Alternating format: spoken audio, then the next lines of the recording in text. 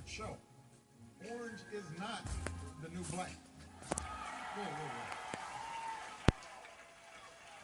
I'm gonna need you to Netflix and chill. I get it if you're a little wound up after all this time. I mean, I can't imagine what it'd be like to do the same job for 8 straight years. Jimmy, you probably never will.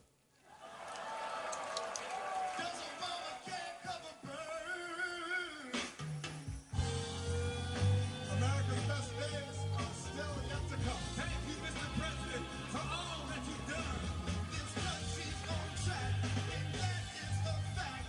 Once you go back, you will never go back. Thank you for leading the red, white, and the blue. That is how we slow down the news. Oh, yeah. Give it up for the President of the United States, Barack Obama. Just one minute. We'll be right back with more of the Tonight Show. Come on.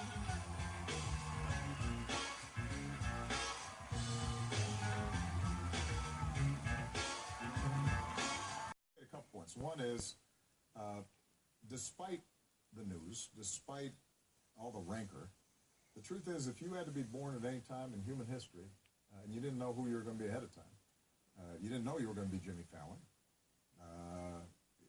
you would choose now, because the world is actually healthier, wealthier, better educated, more tolerant, less violent than it has ever been. I was in Hiroshima and thinking about the fact that during a 5-6 year span, 60 million people were killed around the world. I mean, it was just devastation.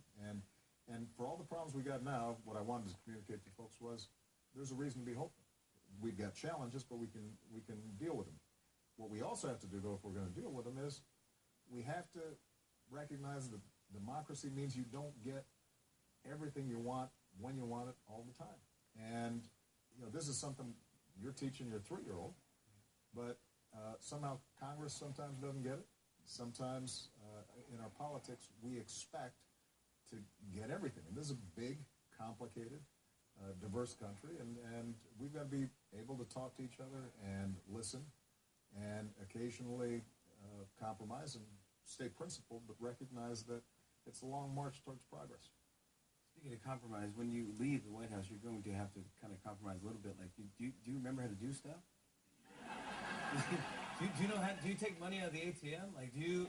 The ATM thing, I remember. Pressing buttons on elevators, I'm worried about.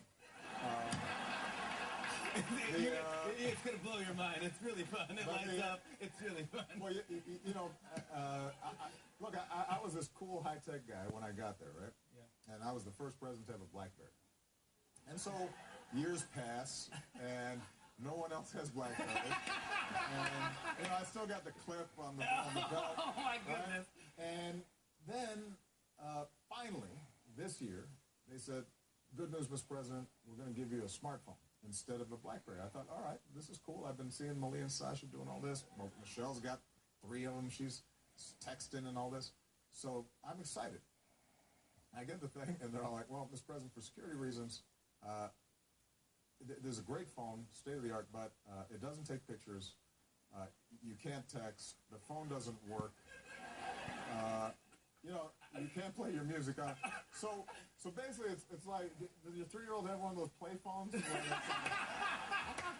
got like it's got like the stickers on it. Yeah, so you're all like, I'm gonna call Minnie Mouse. I'm gonna call Minnie Mouse. Minnie Mouse, are you there? Your imaginary friend. That's maybe the phone I've got. More with President Obama after the break, everybody.